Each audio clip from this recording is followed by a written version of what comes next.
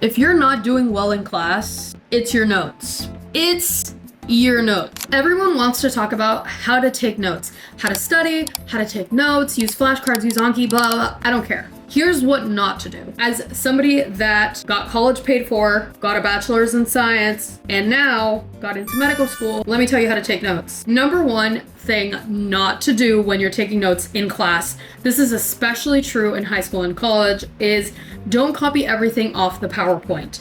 So I know that this happens more often than not when you just started a class, when you're still unsure about like what concepts are important, what material should I be studying. When you're still unsure, it's kind of natural to just panic and write down everything that you're seeing. The thing that people don't notice is that you should be writing what the professor is saying.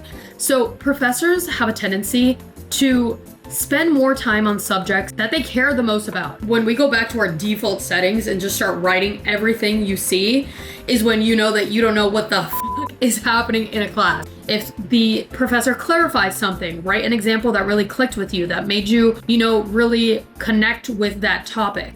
So it's easier to really pay attention as opposed to copying everything down frantically. And you're gonna understand way more in the moment if you're listening as opposed to reading. More likely than not, you're gonna get the PowerPoint slides, okay? You're gonna have some kind of visual that goes along with your notes that you can review later. And you don't want in your notes to just have a direct transcript of your professor's PowerPoint because you're probably gonna get that anyway. Another thing, if they spend more time on a subject, it's literally like you should hear bells in your head that are saying, okay, important. Have you ever been in a class and the professor skips over like 7 slides and they're like, oh, don't worry about any of this? Other people that didn't go to class are gonna spend like hours trying to learn those 7 slides that the professor skipped. So mark your page, put slides 7 through 14 skipped so that you don't waste your time on things that are not important. Dude, number 2, I'm so guilty of this. Don't use other people's notes if you don't go to class. I know that it seems like such an easy cop-out, like, hey, Susan, I'm not gonna be in class today because I have a doctor's appointment. Can you please send me your notes? You're not looking at Susan's notes ever again. I know you're not. And then when you do look at them, they're gonna make no sense. I mean, I can't tell you that I didn't skip class every once in a while because I was tired or I had another bigger test to study for. That's fine, that's valid, everyone does it. I'm not gonna fucking lie and tell you that I haven't skipped class. But it won't make sense to you. Notes are personalized, okay? They're supposed to make sense to the person that wrote them. So don't 100% depend on other people's notes. You can use it as a reference for your own notes. You should rewrite them. I mean, a lot of studies have shown that using your own notes and actually writing every single word, even if it's on an iPad, even if it's handwritten, pen and paper, it's gonna really boost your memory because you're gonna have the memory of you writing those words, believe it or not. And actually, you're less likely to remember things that you typed because now for us, typing is such a mindless task. When you think about it, we can type without even thinking about, we don't have to look at the fucking keyboard to type anymore. So typing is not as effective as actually handwriting your notes, using your freaking fine motor skills that I know you have and handwriting your notes. Come up with something that makes sense to you. Number 3, I kind of already touched on, but annotate your notes when something important happens. A lot of us depend so much on our brain and we'll say, I'll remember that. You're not gonna remember, write it down, highlight it, put a star on it, circle it, underline it. I don't care what you do. On your page, emphasize whatever happened. There's been so many times that I'll tell myself oh, I'll remember that mnemonic or I'll remember that acronym. It's so important. I literally had to mention it again.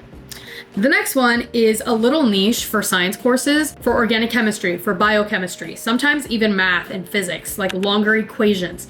It's easier to organize yourself and pre-draw the structures. Or if you have an iPad, you can literally download the PowerPoint slides and annotate on top of your PowerPoint slides so that you don't have to redraw all of those structures. Things are going so fast and you're so focused on the wrong thing that it just makes you waste a lot of time. Number 5 is actually using your notes after class. And I mean soon after class.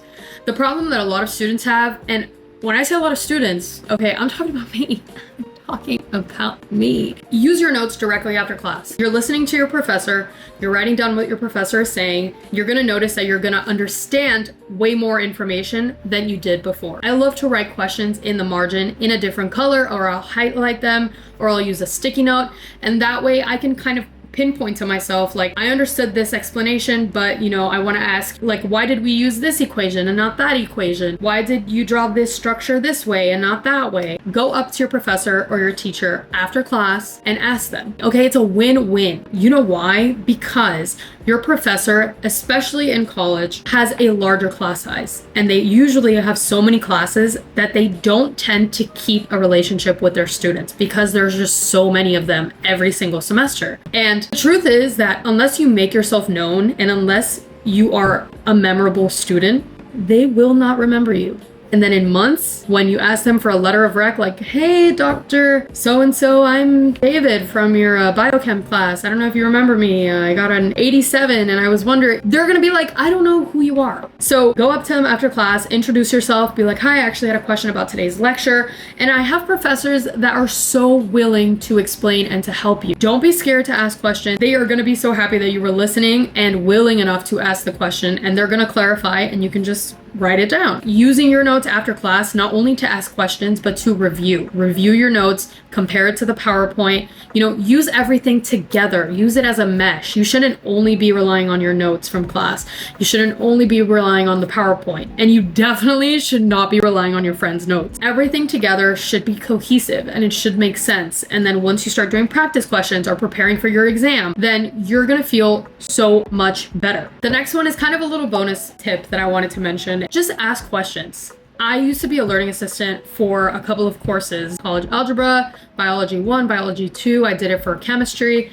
And, you know, I really appreciated when students would ask me questions, because not only does it show me that you're interested in the concepts, but it shows me that, you know, you're learning enough to question. I can't even tell you how many times in organic chemistry or even in like lab, I've asked a question and people have come up to me and been like, thank you so much for asking that, because I had no idea what was happening. Even if people don't go up to you, I'm sure other people have the same questions. They feel the same way. It's normal. It's a normal part of the learning process to question things, to be unsure. And if you're really embarrassed to ask a question, just go up directly to the professor after class. I used to do that all the time. So those are all of the things that I would not do. So to give you a quick recap, I would not copy everything off the board, but I would write down what the professor is saying and make little notes in the margins. If I do skip class, I would not 100% rely on anybody else's notes because they're probably not going to make sense to you. Number 3 is not highlighting any references to an exam, a quiz, not writing down things that the professor is saying are important. Number 4, a little bit nicher for science classes, but pre-drawing your structures. If you don't do that, you're gonna waste a lot of time during class and you might miss out on some important information. And then the last one is actually using your notes after class, building a relationship with your professor, and, you know, the bonus one was ask questions. If you notice that you do some of these things,